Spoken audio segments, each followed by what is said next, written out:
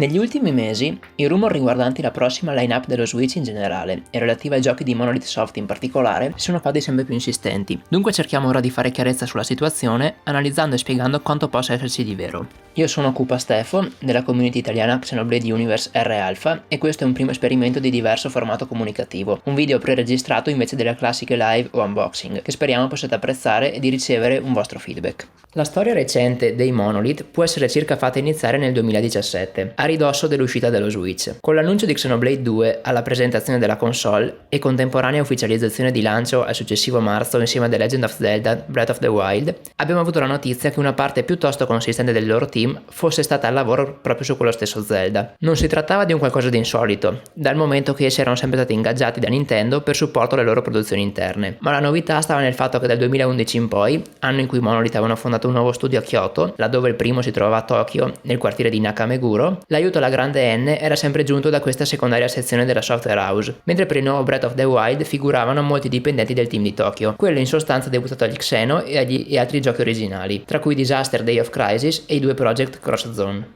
Al contrario, lo studio di Kyoto era, nei fatti, un gruppo di circa 20-30 persone, composto quasi esclusivamente da artisti e designer grafici, privo dunque di programmatori e altre figure importanti. Avevano contribuito ad uno Zelda per 3DS, ossia The Legend of Zelda e Link Between Worlds, e in precedenza a Skyward Sword per Wii. Inoltre vari altri titoli, tra cui Animal Crossing New Leaf e Happy Home Designer e i due Splatoon. Per Breath of the Wild invece, Nintendo ha richiesto la presenza dei Monolith Tokyo, specialmente mappe e level designer, in virtù della loro esperienza con un open world enorme dopo il primo Xenoblade e soprattutto X. Una volta presa quindi la rilevante notizia del loro coinvolgimento, era stato lo stesso Miyamoto a comunicarlo alla stampa, il nome dei Monolith ha iniziato a circolare maggiormente nelle varie testate online, cominciavano dunque ad uscire dalla propria nicchia. A fine gennaio, sul loro sito è stato pubblicato un grande annuncio di assunzione di nuovo personale, tramite questa immagine con un artwork di Xenoblade 2 ed uno di Breath of the Wild. La frase era piuttosto sibillina. Il futuro di Monolith Soft nelle tue mani. Non erano presenti indicazioni particolari, se non il lungo elenco di figure richieste, da programmatori a designer ad animatori e planner. Erano un insieme nutrito di professioni, che spaziavano su un vastissimo aspetto dello sviluppo di un videogioco, dall'ideazione all'effettiva programmazione. Tra di essi risultava piuttosto insolito il Network Programmer, dato che Xenoblade 2 non avrebbe avuto funzionalità online ed anzi, l'unico gioco con una forte componente legata ad internet rimane, ad oggi, Xenoblade X. Anche se il momento esatto non è noto, sappiamo che sempre nel corso dell'anno è stato aperto per accogliere le nuove leve un secondo studio a Tokyo, nella GS Tower, praticamente di fronte al primo, ma i due sono in ogni caso stati considerati come un'unica entità, ovvero lo stesso studio principale.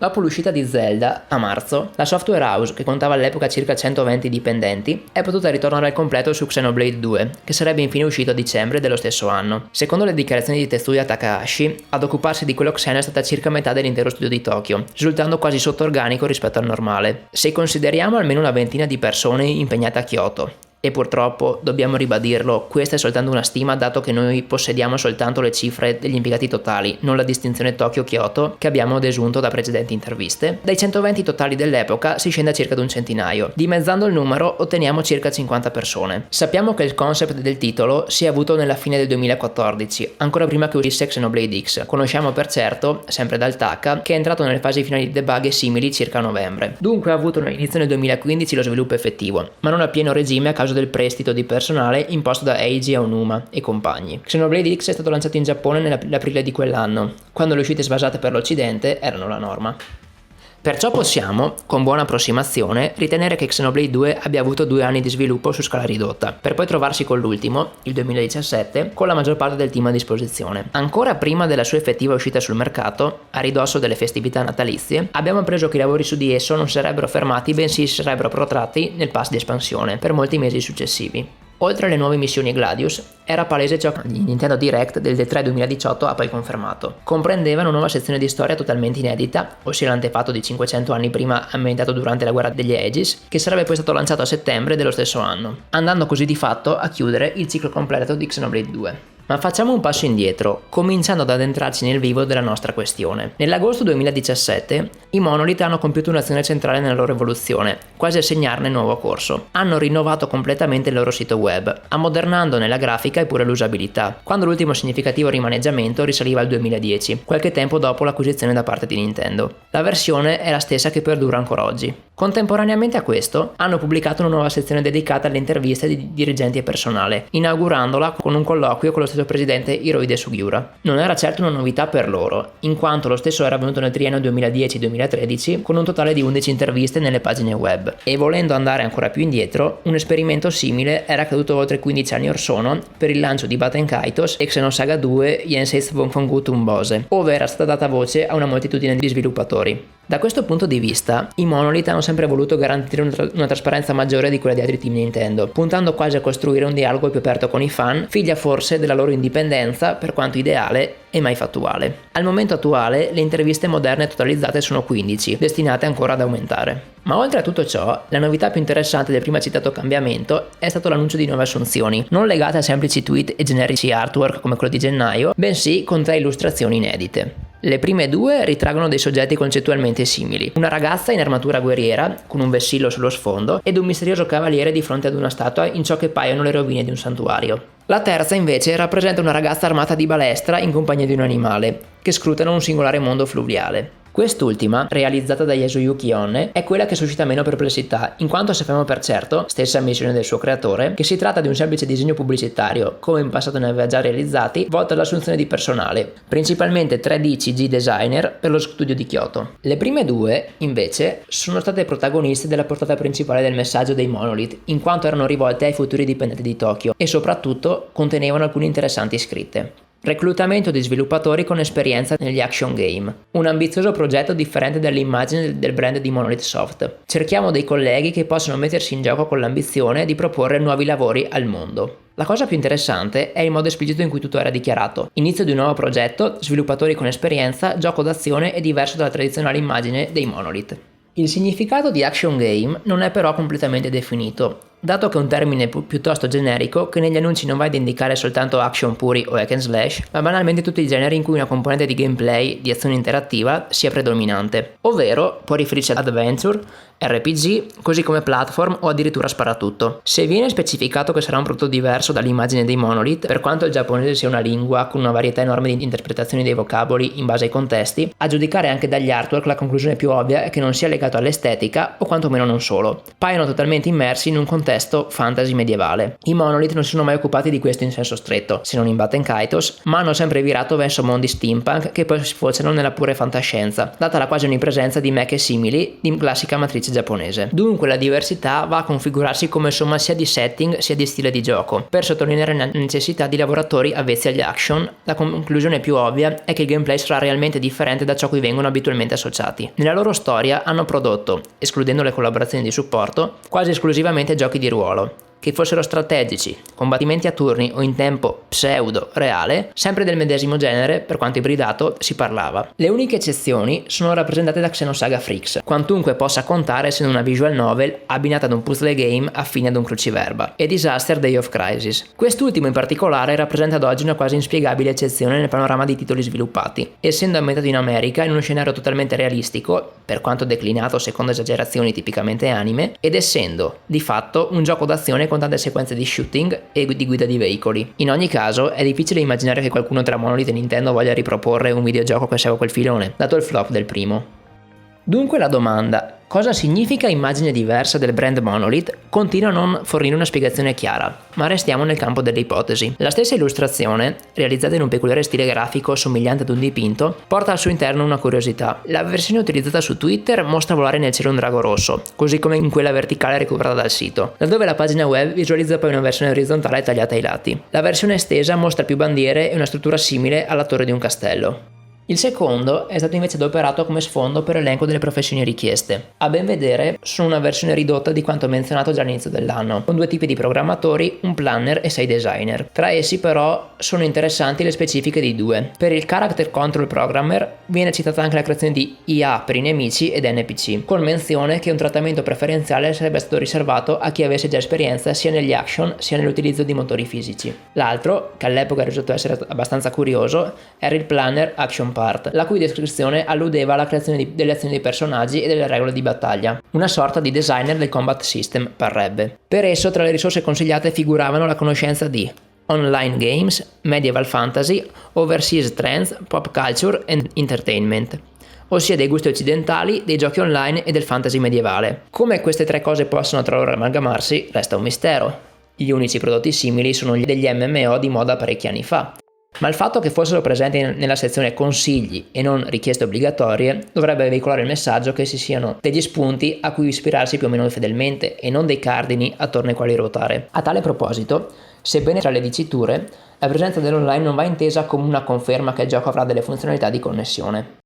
Qualche tempo più tardi, a ottobre, è stata inaugurata un'ultima categoria del loro portale, dedicata ai lavoratori freelance, dunque a contratto e non assunti. 4 tipi diversi: character designer, character modeler, concept art designer e scenario planner, ma non accompagnati da particolari specifiche, se non la dicitura che essendo lavoro da casa era aperto anche ai non residenti in Giappone, per quanto la lingua fosse un requisito essenziale. Il progetto a cui sarebbero stati assegnati non era ovviamente descritto, se non per il fatto che appartenesse al team di Tokyo. Nemmeno l'outsourcing era di per sé una novità, in particolar modo applicato ai character designer, viste tutti i precedenti Xeno e specialmente il 2 con i vari guest artist per i Gladius. E con questo si conclude il primo grosso capitolo della storia dei Monolith, cioè la rinascita su più fronti quasi parallela al successo di Xenoblade 2. In realtà il 2017, oltre all'uscita del gioco, si era chiuso con un'interessante dichiarazione di Takahashi al sito 4Gamer, il quale affermava che gli sarebbe piaciuto molto portare Xenoblade X dal Wii U allo Switch, ma che avrebbe dovuto capire le richieste dei fan ed affrontare la discussione con Nintendo. E ricordiamo che, secondo molti insider informati di Twitter, quel porting era dato per certo non nel 2016, ancora prima dell'uscita dello Switch, quando in pochissimi avevano invece parlato di uno Xenoblade tutto nuovo. E sappiamo poi come sia andata.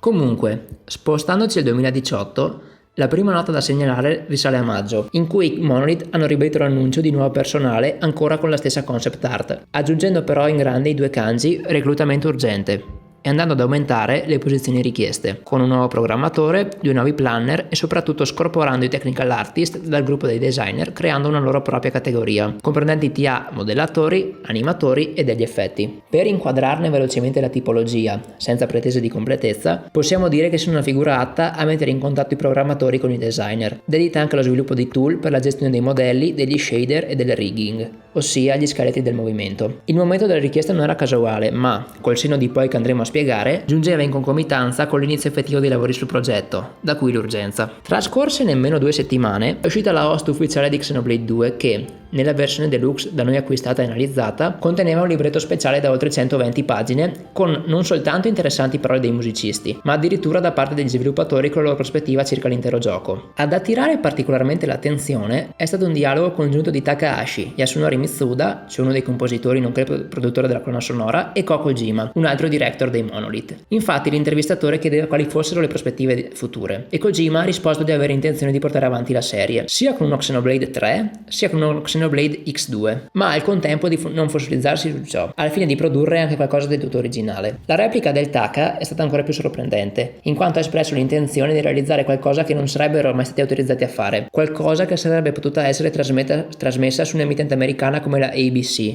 ossia violetto, erotico e pesante.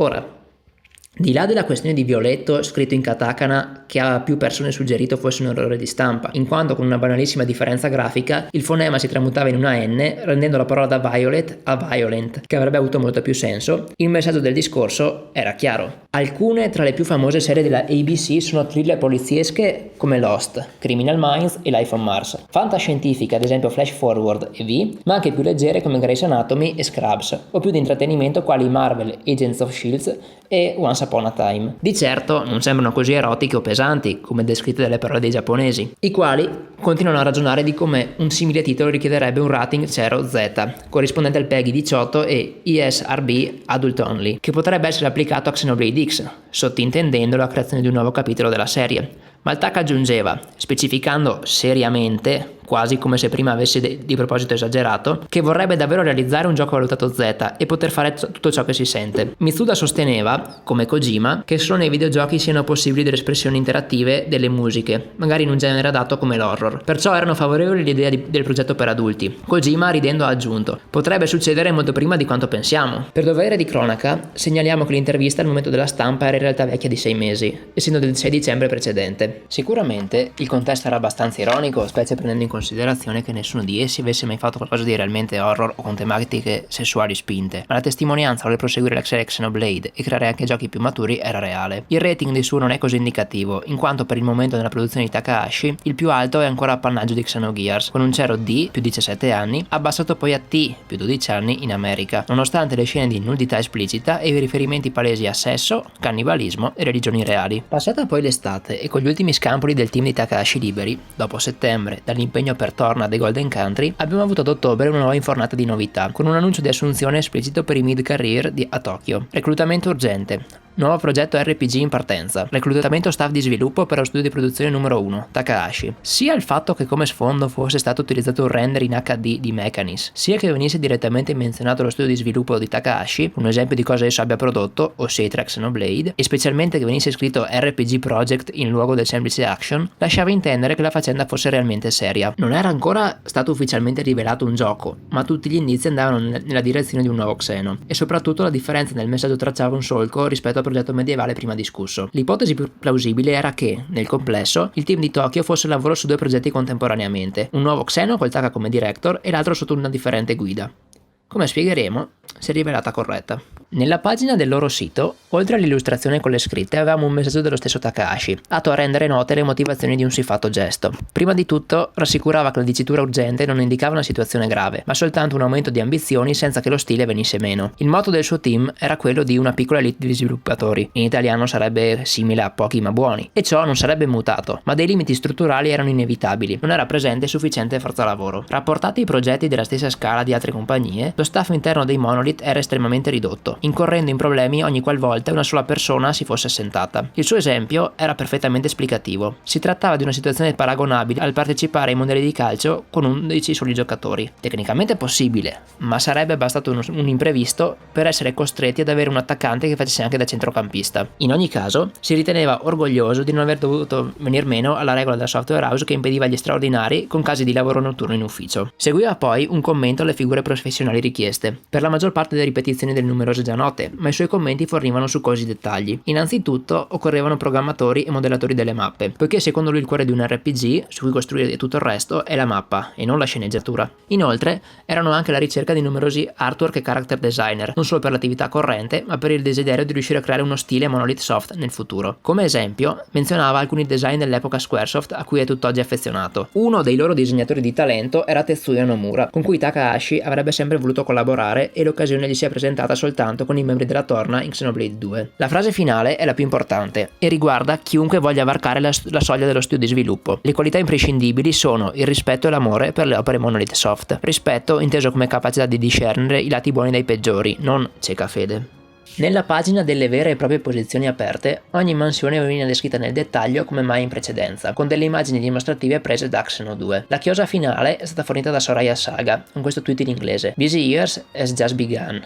Again". Dopo 2 sole settimane, ecco arrivare l'ultima grande novità del 2018. Tramite un'intervista con US Gamer, il Taka aveva tra le altre cose confermato che l'interesse nel porting di Xenoblade X sullo Switch, espresso l'anno precedente, si fosse arenato. Nonostante gli sarebbe tanto piaciuto farlo, data la sua natura enorme, sarebbe stato molto difficile ricostruirlo per ragioni economiche. Tra le righe si può leggere come i costi della trasposizione non avrebbero probabilmente rappresentato un investimento vincente secondo Nintendo. Del resto, dato il successo assoluto del 2, per i canoni della serie, un ritorno alle tematiche di X, così diverse, può essere sembrato un azzardo. Ciò andava quindi a defenestrare una delle possibilità della continuazione del filone di X, paventato da Kojima.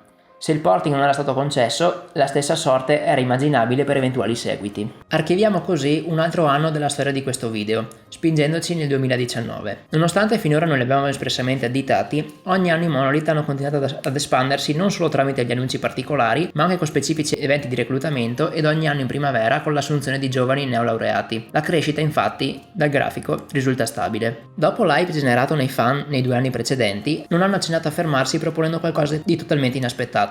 A marzo, richiesta di nuovi dipendenti per la serie The Legend of Zelda, senza commenti da parte di dirigenti o messaggi altrove. Tutto ciò che avevano da dire era in questo tweet, riportato uguale nel loro sito, e l'elenco delle occupazioni necessarie. Nell'immagine, oltre alle assunzioni su larga scala, ad accendere la curiosità erano quel "creiamo nuove sorprese ed emozioni" in fondo. Del resto, un gioco di Zelda non sviluppato direttamente da un team Nintendo non era una novità, ripensando ad esempio ai capitoli svolti da Grezzo, Ocarina of Time 3D, Majora's Mask 3D e Triforce Heroes, o ad Oracle of Season, Oracle of Ages e Minish Cap di Capcom, ma si trattava sempre di titoli minori per console portatili. I Monolith, come ricordato, non erano affatto estranei alla serie, ma il tono dei vocaboli utilizzati faceva supporre tutt'altro che un mero supporto grafico, come per lo studio di Kyoto. A maggior ragione, contando che le posizioni aperte erano grosso modo le stesse dei precedenti annunci per Tokyo. Pur non essendo specificato quale studio fossero destinate, bastava considerare che programmatori e planner a Kyoto non ce ne fossero mai stati per giungere all'ovvia conclusione. L'URL della pagina del sito era Production 02, quando quello per il team di Takahashi, come visto, era Production 01, certificando quindi la creazione di un sottogruppo a Tokyo dedito al solo Zelda, la naturale evoluzione del massiccio sostegno fornito per Breath of the Wild.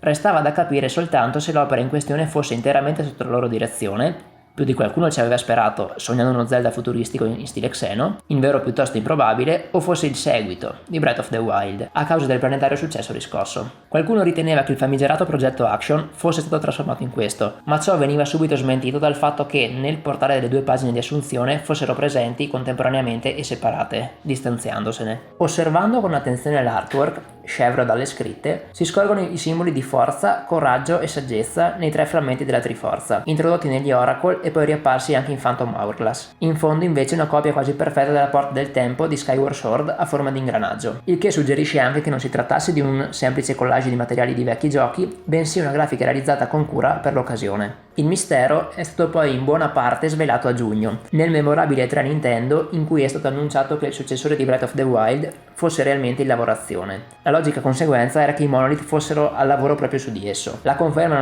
non è in realtà mai giunta, ma ci ritorneremo. Proseguiamo il racconto approdando a luglio, quando abbiamo visto la definitiva consacrazione dell'impetuosa espansione dell'azienda, con l'apertura di un nuovo studio di sviluppo, il terzo ad Osaki. In realtà abbiamo tralasciato a giugno un ulteriore avvenimento, vale a dire l'intervista di Takahashi con Katsuhiro Arada di Bandai Namco, autore tra le altre cose di Tekken, il quale metteva la parola fine alle speranze dei fan di vedere un ritorno in qualche forma della Xenosaga, affermando che non fosse commercialmente profittevole di pretendere dalle petizioni qualcosa come 100.000 firme prima di prendere in considerazione, non ordini di grandezza 10 volte inferiori. Dicevamo, il novello studio di Osaki. Ad onore del vero non sarebbe nemmeno il terzo, in quanto il principale di Tokyo, come ricordato in apertura, non è composto da un unico ufficio ma da 2 distinti. Tuttavia, ai fini pratici non varia. Osaki è una zona sempre della città di Tokyo, per cui è sensato supporre che le attività ivi svolte siano un complemento di quanto avvenisse già nel principale. Nel tweet era riportato che fosse una full scale start e che quindi cercassero un nuovo staff non direttamente legato allo sviluppo, ossia System Management e Business Assistant. Il primo fa riferimento alla gestione e manutenzione delle apparecchiature, specialmente server, mentre il secondo per il lato puramente amministrativo, trasmistamento del personale e pubbliche relazioni. Le informazioni in merito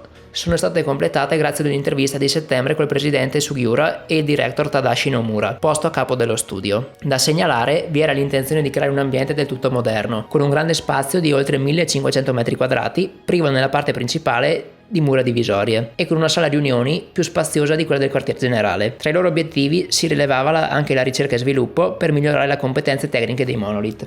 Ma nel frattempo dobbiamo tornare su 2 avvenimenti. Il primo, risalente a fine agosto, annunciava che per il gruppo di Takahashi andavano ad aggiungersi, alle numerose richieste già presenti, anche degli effect artist. Sostanzialmente sia VFX particellari per gli attacchi in battaglia, sia volumetrici per ambienti ed oggetti, che certificavano come il progetto stesse assumendo proporzioni più importanti. Il secondo era, per di più, intimamente legato a questo. Durante il Nintendo Direct del 5 settembre abbiamo avuto il reveal di Xenoblade Chronicles Definitive Edition. Ciò giungeva in maniera piuttosto inaspettata, dato che se c'era un gioco iniziato di tornare a farsi vedere sullo Switch era Xenoblade X invece del primo, e il messaggio di Takahashi per il proprio team dell'anno precedente lasciava intendere che il sviluppo fosse uno Xenoblade del tutto nuovo, non un remake grafico, ma a ben guardare la soluzione era sempre stata sotto i nostri occhi. Lo sfondo utilizzato non era per l'appunto soltanto una nuova versione in alta risoluzione del titano meccanico, bensì un render del tutto rifatto, un teaser con quasi un anno d'anticipo praticamente.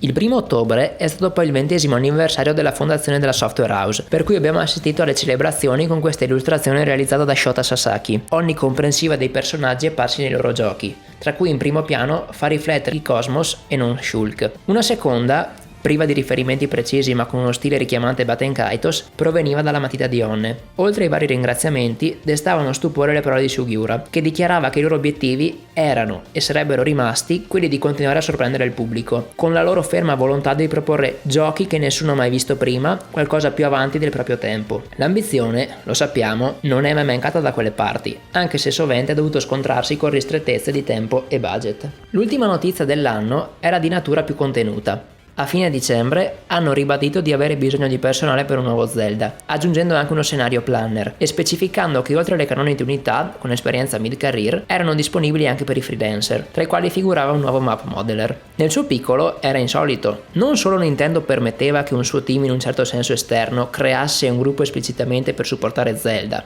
serie di massimo prestigio, ma addirittura servendosi pure di gente non dipendente. Con questo si chiudeva anche il 2019 e per tutta la prima metà del 2020, eccezione fatta per le classiche comunicazioni sui neolaureati, l'impresa è stata piuttosto silente. Dopo marzo, con la presentazione al Nintendo Direct Mini della nuova espansione Un futuro comune di Xenoblade Definitive Edition, si è soltanto riattivato l'account social dedicato alla serie. Dopo il lancio del gioco, tra le varie celebrazioni si è anche inserito, per il decennale della serie, l'artwork realizzato il 10 giugno da Choco, character designer di lunga data, autore tra le altre cose di Xenosaga Episode 2 ed Episode 3 e delle Gladius Praxis, Theory e Tielos. L'immagine, oltre alla bellezza intrinseca, era interessante per via della struttura sullo sfondo, chiaramente la silhouette di uno Zoar, ma non in versione varco di Xenoblade, proprio lo Zoar col gioiello luminoso della Xenosaga. Purtroppo però tale serie è stata sepolta da Namco e Arada.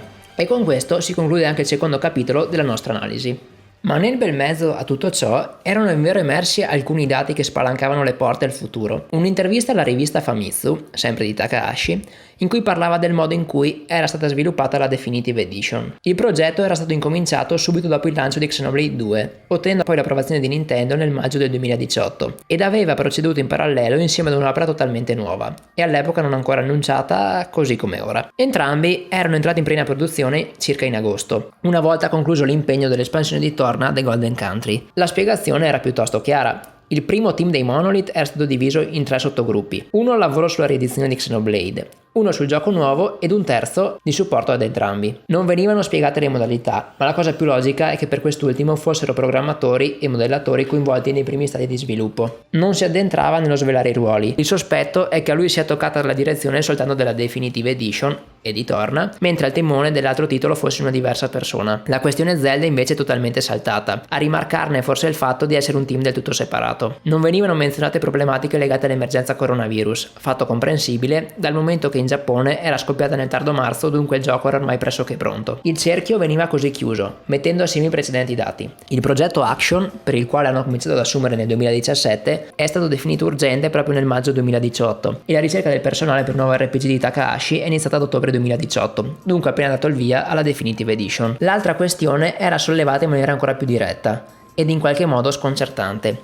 All'interno della prefazione dell'artbook della Collector Edition, il Taka commentava l'inserimento dell'espansione Un futuro comune. Tale storia andava oltre la semplice essenza di epilogo, ed anche per la presenza di Melia veniva definita una pietra angolare che punta al futuro. Per di più, gli eventi mostrati e le parole pronunciate dai personaggi sono legati al futuro dello stesso Xenoblade. La loro speranza di creatori era che, vivendo quella nuova avventura, noi giocatori avremmo apprezzato immaginare quale sorta di futuro sarebbe potuto essere. Superfluo puntualizzare che, ancora al momento attuale dopo averlo completato, nessuno di noi, e come noi chiunque altro, abbia realmente compreso quale sarà la direzione cui alludeva Takahashi. L'ultima dichiarazione di cui discutere, per ora, proviene da un ulteriore dialogo del Taka ed altri col sito spagnolo Vandal, da cui si estrapola l'intenzione di aumentare la varietà dell'offerta Monolith Soft con un progetto di scala più ridotta nel caso si presentasse l'opportunità, ma al contempo di volersi concentrare, nell'immediato, nell'espandere il valore del brand di Xenoblade. Il resto dell'anno è invece stato, sulla falsariga del quasi silenzio stampa di Nintendo e del mondo videoludico in generale causa pandemia, piuttosto parco di notizie, nonostante secondo alcuni famosi insider verificati di Twitter, a settembre ci sarebbe dovuto essere un direct con tanto di nuovo gioco Monolith. Ora,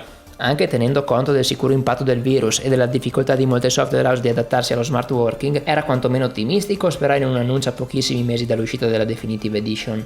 I Monolith si sono limitati ad aggiornare, astenendosi dal comunicarlo pubblicamente, le categorie di assunzione tanto per la Production 01 quanto per la 02 e del progetto Action, aggiungendo Effect Programmer ed Effect Tool Programmer. Citandole per completezza di informazione, hanno comunque continuato a pubblicare interviste ai dipendenti riguardo le proprie mansioni e l'ambiente lavorativo, fornendo anche dei punti di vista diversi dai classici dei dirigenti che devono promuovere un titolo in uscita. Se siete interessati, vi consigliamo sempre di leggere le traduzioni sulla nostra pagina. Perveniamo così a quest'anno, il 2021, in cui vanno spese diverse parole su argomenti più esterni. Va sicuramente ricordato l'inserimento di Pyra e Mitra come lottatrici del secondo Fighter Pass di Super Smash Bros. Ultimate, che ha colpito la community come un fulmine a cielo privo di nuvole nel raggio di centinaia di chilometri. Una celebrazione non soltanto di Xenoblade 2, ma di tutta la saga che testimoniava l'ormai raggiunta maturità da parte della considerazione di Nintendo, con tanto di apprezzamenti ai Monolith da parte di Masahiro Sakurai che ha concesso loro, occasione più unica che rara, di elaborare il video del reveal. E per non far mancare nulla a noi fan, anche un'animazione di una mazzata di secondi con le due Aegis. Il momento è stato davvero emozionante perché, ancora una volta, abbiamo potuto sentire la vicinanza tra noi e la software house che, partita da molto lontano nell'anonimato, era riuscita a salire alle luci della ribalta. Abbiamo in un certo senso avvertito la stessa emozione che devono aver provato Takahashi e compagni ad ottenere l'approvazione dell'aggiunta alla roster,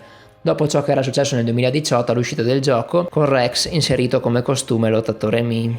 Ma arretrando di qualche settimana, il primo sussulto dell'anno nuovo, se così vogliamo chiamarlo, è avvenuto non tramite una via diretta, bensì ha seguito un percorso più singolare. Ad inizio gennaio Yasunori Mitsuda, nel proprio blog, ha realizzato un post che immortalava il pavimento della propria abitazione ricoperto di fogli spartiti, per rendersi consapevoli del fatto che a febbraio ed aprile fossero programmate delle registrazioni di ampio respiro, senza specificare altro se non che per la large recording di aprile ci sarebbe stata una 16 type free tube formation con molti strumenti. Non è ben chiaro a cosa si riferisse, ma è probabile che quel tube non indicasse soltanto le tube come particolare strumento musicale, ma la più vasta famiglia degli ottoni, strumenti a fiato quali trombe, tromboni, corni e per l'appunto tube. Nella foto l'unico dettaglio più distinguibile è un foglio di copertina in primo piano, che ingrandito e ribaltato dimostra chiaramente le scritte Orchestra composed by Yasunori Mitsuda e un'immagine in sfondo bianco e nero simile ad un personaggio di un anime. Nel corso delle settimane successive non è più tornato nel dettaglio sull'argomento, ma in maniera sparsa e con foto dei musicisti suoi collaboratori ha affermato che a febbraio avesse eseguito delle registrazioni per un anime, senza menzionarne il titolo esplicitamente. Probabile quindi che si trattasse proprio di quella prima parte del lavoro annunciata a gennaio. Al momento attuale ancora non è stato annunciato nulla, ma finora le sue principali attività sono state Inazuma Eleven, di cui cura anche il gioco, e Black Butler. A fine febbraio Mitsuda ha pubblicato una nuova foto con contenuto molto simile alla prima, ossia tanti spartiti disseminati sul pavimento e divano, ribadendo che fossero relativi alla grossa registrazione di aprile con 3 tube e molti altri strumenti dopo lungo tempo. Nessuna informazione aggiuntiva se non il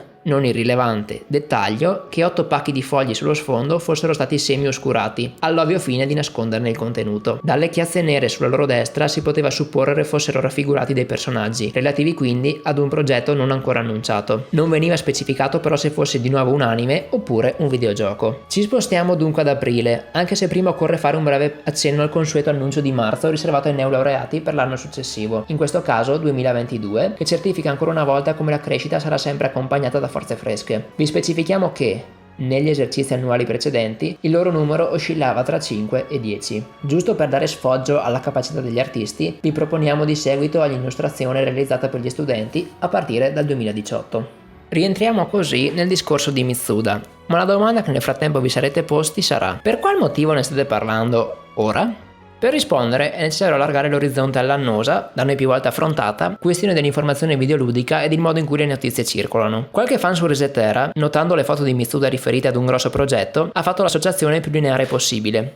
Mitsuda registra nuova musica, Mitsuda è il compositore di Xenoblade, quindi Xenoblade 3 è confermato su Switch! E ciò è poi stato ripreso da moltissime altre testate, al solito senza previa verifica delle fonti, perciò per giorni interi abbiamo dovuto sentire persone convinte che i Monolith avrebbero già finito le musiche per il loro prossimo gioco ancora avvolto nell'ombra. Il fatto che la volontà di creare quel capitolo esista è fuori dubbio, ve l'abbiamo appena illustrato. Il problema è che allo stesso tempo non esiste alcuna conferma né che sia in sviluppo, tanto meno che Mitsuda sia coinvolto nel progetto. Il motivo per il quale l'associazione non è implicita è presto detta. Egli non è assolutamente l'unico compositore degli Xenoblade, e tra essi un ruolo di primo piano ce l'ha avuto soltanto nel 2, in cui è stato anche produttore, tra l'altro in collaborazione con gli Yes, Kenji Hiramatsu e Manami Kiyota, e che è attivo in una moltitudine di progetti oltre agli Xeno, componendo musica dei tempi della Squaresoft, ossia quasi 30 anni fa. Giusto per fare alcuni nomi, è stato autore di Chrono Trigger, Chrono Cross, Shadow Hearts e Kid Icarus Uprising, ma citando serie ancora vive al giorno d'oggi troviamo numerosissimi capitoli della serie di Inazuma Eleven, Valkyrie Revolution e anche vari giochi per cellulare, il primo tra i quali Another Eden, in cui è coinvolto il suo intero Procyon Studio e per il quale continuano ad uscire dischi di riarrangiamenti e celebrazioni. Questo studio sarà addirittura coinvolto, tra non molto tempo, per il futuro Eiyuden Chronicle, il progetto partito tramite finanziamento popolare. Nella serie Xeno ha prestato il proprio talento a Xenogears e Xenosaga 1 Der Wille zur Macht per intero, per poi saltare i 2 successivi episodi, sostituito da Yuki Kajura. Ha composto Soma Bringer per i Monolith nel 2008, ma nel primo Xenoblade, dopo vari rifiuti, ha accettato soltanto la richiesta di Takahashi di creare un brano nell'intera colonna sonora, componendo così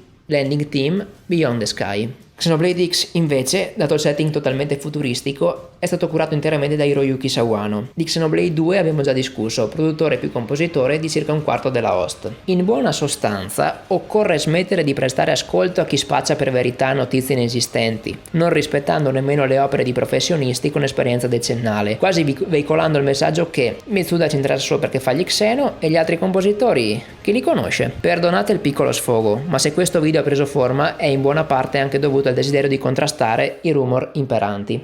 Perciò il 6 e 7 aprile si sono tenute queste grosse registrazioni, tutte documentate tramite blog e social degli artisti. Noi abbiamo sintetizzato i punti di maggiore interesse. Prima di tutto, i performer coinvolti appartenevano alla Tokyo Symphony Orchestra sotto la direzione di Shinpei Sasaki, già coinvolto da Mitsuda in progetti precedenti. La composizione non era opera soltanto sua, in quanto viene citata anche Mariam Abunnasr del Procyon Studio come arrangiatrice per l'orchestra. Generalmente il suo nome resta dietro le quinte, quindi forse in questo caso possiamo aspettarci un coinvolgimento maggiore. Nel complesso sono stati suonati vari strumenti, violini, flauti ed ottoni, con tanto di descrizione dettagliata, 6 corne, 3 trombe, 3 tromboni ed una tuba. Relativamente all'orchestra, sempre a causa del virus hanno dovuto ridurre il numero di tipi di strumenti programmato da 16 a 12, ma Mitsuda assicura che la qualità del suono non ha subito conseguenze. Da ultimo, ha raccontato che in quel momento iniziava un periodo molto intenso, lavorativamente parlando, che durerà circa un paio d'anni. Ovviamente non ha specificato il motivo e non sarà soltanto in quest'ultimo progetto in corso, ma è interessante notare con quanto tempo debbano programmare in anticipo i compositori. Alla fine dello stesso mese c'è stato l'ultimo squillo da parte dei Monolith in prima persona di cui andremo a trattare, ossia ancora assunzioni, ma per lo studio secondario di Kyoto, quello di supporto a Nintendo. Non è noto con cosa siano attualmente impegnati dopo l'uscita di Animal Crossing New Horizons, probabilmente Splatoon 3, avendo partecipato ai precedenti, ma la certezza è che non sia, se non in minima parte, il seguito di Zelda Breath of the Wild, o qualunque sia lo Zelda in mano al citato nuovo team di Tokyo. In questa immagine con Monopon vi era letteralmente scritto reclutando attivamente per un grande incremento dello staff ed erano alla ricerca di 3 DCG designer, suddivisi a loro volta in manager, modellatori, map designer e addetti al materiale promozionale e 2D designer. Ciò non stupiva in quanto tale studio ha dalla fondazione, ormai 10 anni or sono, avuto come focus quasi esclusivo quello i reparti artistici e grafici. Il fatto che volessero ben 4 figure diverse appartenenti allo stesso gruppo, invece di appunto generici 3 DCG designer, indicava chiaramente la volontà di espandere le proprie possibilità portando a ricoprire in maniera precisa alcuni ruoli, per dei progetti di respiro maggiore. Nonostante il numero dei dipendenti con precisione non fosse mai stato divulgato, dopo l'impetuosa crescita della software house dell'ultimo lustro, crediamo che circa 50 possa essere realistico. Forse addirittura sufficiente, se vogliamo addentrarci in speculazioni, a sostenere in futuro, qualora venissero affiancati da una nutrita schiera di planner e di programmatori, lo sviluppo di un titolo totalmente interno. Nuovamente, le news scritte dai siti di settore hanno abusivamente tratto conclusioni affrettate, del tipo Monolith Soft, co-sviluppatori del seguito di Breath of the Wild, assume personale. Zelda è ancora lontano? Commettendo 3 errori nel solo titolo. Ed infine entriamo a maggio, il mese appena concluso rispetto a questo stesso video, aprendo per l'ultima volta l'argomento musiche. Il 9 maggio Mitsuda ha tenuto un'altra registrazione, ma non in Giappone, addirittura da remoto con la Bratislava Symphony Orchestra diretta da David Hernando Rico. Sarebbe dovuta avvenire in precedenza, ma è stata posticipata a causa Covid, però nonostante questo non viene da nessuna parte specificato se sia collegata alla registrazione di aprile. Tuttavia sappiamo, dalle interazioni social tra Mitsuda e gli stessi addetti all'orchestra, che sia destinata ad un videogioco. Si tratta di una registrazione del coro e, aguzzando lo sguardo sullo schermo, possiamo notare come di fatto compaiono soltanto coreuti e non musicisti, se non per il pianista in primo piano. Potrebbe dunque essere compatibile con la sessione strumentale dell'orchestra di Tokyo. Non è la prima volta che Mitsuda e gli slovacchi collaborano, dato che erano presenti nello stesso Xenoblade 2, come per giunta testimoniato da questo breve scambio con Michael McLean, il leader del gruppo irlandese degli Anuna, altro coro coinvolto in quel titolo. Come in precedenza successo, nuovamente fan, i quali possono essere giustificati, e stampa, molto meno giustificabile, hanno dato per scontato che si trattasse di qualcosa legato al nuovo prodotto dei Monolith, proprio per le varie somiglianze. Sicuramente prove più convincenti della prima ipotesi, in ogni caso non certe e, puntualizziamo, l'orchestra di Bratislava non è nuova ai videogiochi. Inoltre, per un ironico incrocio, il 12 maggio è stata annunciata la data di uscita di Edge of Eternity, RPG sviluppato dai francesi di Midgar Studio per tutte le principali piattaforme tranne Switch, e le cui musiche sono parzialmente composte da Mitsuda e la Bunazar e registrate proprio a Bratislava. Compaiono in un video promozionale risalente a 5 anni fa proprio loro due nello studio slovacco invece che da remoto. Seppure non c'entri direttamente con noi, serve a dimostrare come Mitsuda e la Bratislava Symphony Orchestra condividano un legame che va di là di Xenoblade, esattamente come succede nei singoli casi. Il 1 giugno, letteralmente una manciata di ore fa, i Monolith, pur senza alcuna dichiarazione, hanno sostituito l'immagine risalente a marzo dei neolaureati per il 2022, con una nuova realizzata da Hiroyasu Sato, contenente i 3 protagonisti degli Xenoblade più Cosmos versione 4, con tanto di crediti a Bandai Namco. Oltre a ciò, nulla è cambiato, da cui il loro silenzio stampa, ma la finestra temporale, proprio a poco più di una settimana dalle 3, ha nei fan riacceso l'hype. Ed il nostro lungo viaggio nella storia di Monolith Soft, durato ben 4 anni, giunge al capolinea. Resta quindi ora da analizzare definitivamente le prospettive future, alla luce di quanto esposto e messo in relazione, sperando con sufficiente chiarezza. I dati incontrovertibili sono che lo studio sia, ancora al giorno d'oggi, in espansione. L'aumento è previsto almeno fino a marzo 2022, ma presumibilmente nemmeno allora assisteremo ad uno stop. I progetti di assunzione prima illustrati sono tutti ancora vivi e vegeti contemporaneamente nel sito. Per questa ragione siamo portati a dare per scontato che siano, per quanto eventualmente fluidi a livello di personale, di origine separata. Non siamo insomma nel caso in cui il progetto Action si sia poi tramutato nel nuovo The Legend of Zelda. L'avvenire ci riserva sicuramente grandi cose, ed iniziano ora le nostre personali speculazioni. Dando per assodato che lo Zelda in sviluppo sia il seguito di Breath of the Wild, per il quale quindi i Monolith non hanno voce in capitolo, il loro prossimo reveal dovrebbe proprio essere il progetto incominciato ormai esattamente 3 anni fa, ossia, incastrando le date, quello Action. Ha avuto 2 anni di sviluppo con metà, probabilmente di più comunque, del team a disposizione e quasi un altro con la totalità dedita adesso. Quest'ultima affermazione è in realtà un po' azzardata, dato che non stiamo calcolando l'incognita coronavirus e come possa aver modificato i piani. Da alcuni tweet di Onne sappiamo per certo che abbiano attivato lo smart working e le rotazioni del personale, non che fossero necessarie conferme in ogni caso. Perciò un minimo di ritardo rispetto alle previsioni è inevitabile, ma considerando anche la perenne crescita, se supponiamo che ciò possa aver reintegrato i rallentamenti, staremo lo stesso parlando di un progetto con alle spalle un investimento circa pari allo sviluppo di Xenoblade 2 e quasi paragonabile a quello di Xenoblade X, con i suoi oltre 4 anni, richiesti dalla prima esperienza con HD, infrastruttura online e mappa open world, ma una squadra di minore dimensione.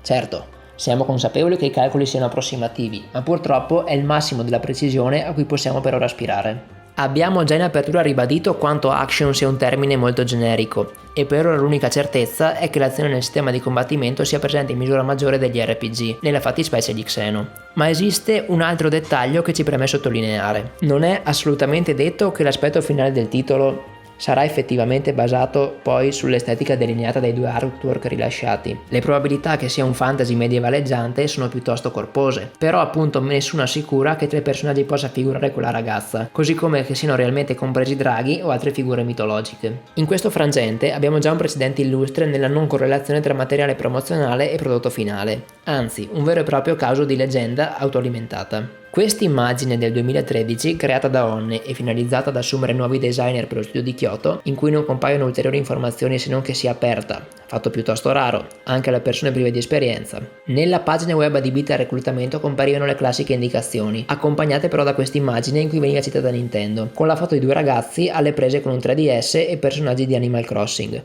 Le console su cui avrebbero messo le mani non erano indicate, ma a causa della foto si è diffusa la convinzione che i Monolith avessero appena annunciato un nuovo titolo per 3DS, per l'appunto un fantasy con alberi parlanti e personaggi incantati. Non serve che vi ricordiamo come si è poi nata la storia, vero?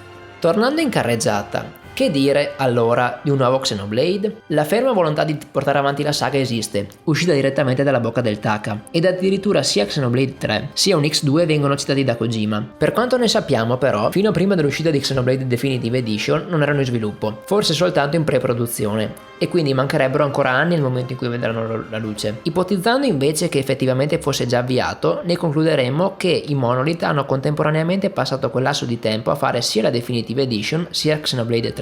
Ovviamente tutto è possibile, ma le modalità e tempistiche sarebbero quantomeno insolite per una software house. Dobbiamo altresì ricordare che, per sua stessa ammissione, è un tipo che si annoia in fretta di rifare sempre le stesse cose, per cui dopo aver diretto consecutivamente Xenoblade 1, X, il 2 con l'espansione di Torna e la Definitive Edition, sarebbe piuttosto curioso avere un ulteriore Xenoblade in serbo. Alternativamente, l'action di cui sopra potrebbe essere in realtà uno Xenoblade con due progetti collimati, ma sarebbe in contrasto con quanto emerso in questi anni. Però il Taka ha pure affermato che vorrebbe dedicarsi ad un progetto di scala più ridotta. Un buon esempio del passato potrebbe essere Bringer, ed anche, in maniera consapevolmente meno fattibile, ad un gioco dei temi maturi con contenuti erotici e più occidentali. Le idee nella sua mente sembrano abbondare, insomma. Poi, per il porting di X, dopo aver detto che sarebbe stato costoso e complicato, abbiamo avuto il fulgido esempio della Definitive Edition, un titolo più ridotto e strutturalmente più tradizionale che, in una rimasterizzazione in alta definizione e con buona parte dei modelli rifatti e molti quality of life inseriti, ha richiesto un paio d'anni per venire completato. Basandoci su di esso, pare evidente che una riedizione di X si aggirerebbe su una tempistica comparabile, di certo non inferiore all'anno, che starebbe quindi a significare che se Nintendo non ha dato l'approvazione adesso in tempi recentissimi, o magari commissionato ad uno studio esterno, c'è il concreto rischio che non approderà mai sullo Switch. Il futuro è là fuori che ci attende. Tra poche settimane assisteremo al Nintendo Direct delle 3, la più grande fiera videoludica del mondo, e forse avremo le nostre risposte.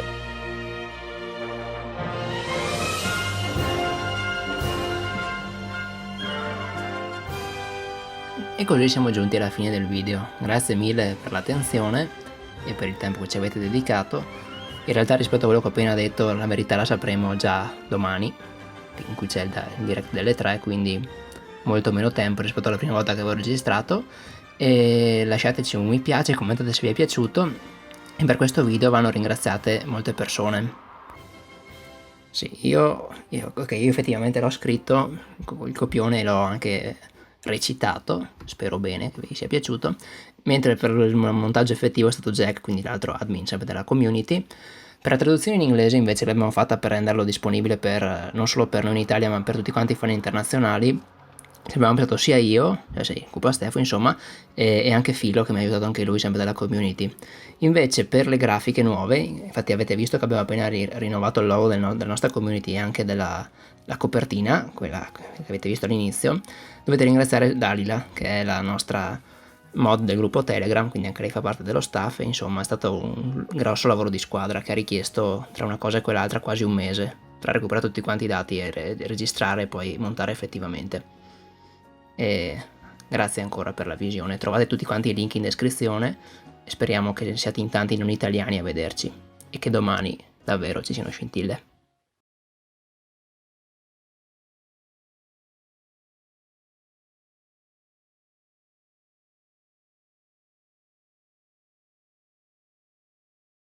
Bravi, fermi lì così, continuate a guardare e sbloccate la scena post crediti. Beh, se siete arrivati fino a questo punto del video, complimenti davvero. Vuol dire che avete resistito più di un'ora. Io sì, sarei la voce narrante di questo lungo video, e già che sono qui vi mostro la mia collezione come piccolo sottofondo per dare un po' di colore a ciò che devo dirvi. Spero intanto che vi sia piaciuto dopo tutto l'impegno che ci avevamo messo con tante ore di lavoro e altro, tante personalità coinvolte. Allora, parliamo delle cose serie. Ora vi sto per dire la verità, nient'altro che la verità e niente po' di meno che la verità. Vedete, io brandisco la Monado, se la metto a fuoco. E grazie, forse, e grazie al potere della Monado vedo il futuro, quindi vedendo il futuro posso dirvi già incontrovertibilmente che il prossimo gioco dei Monolith sarà Disaster 2. Sipario.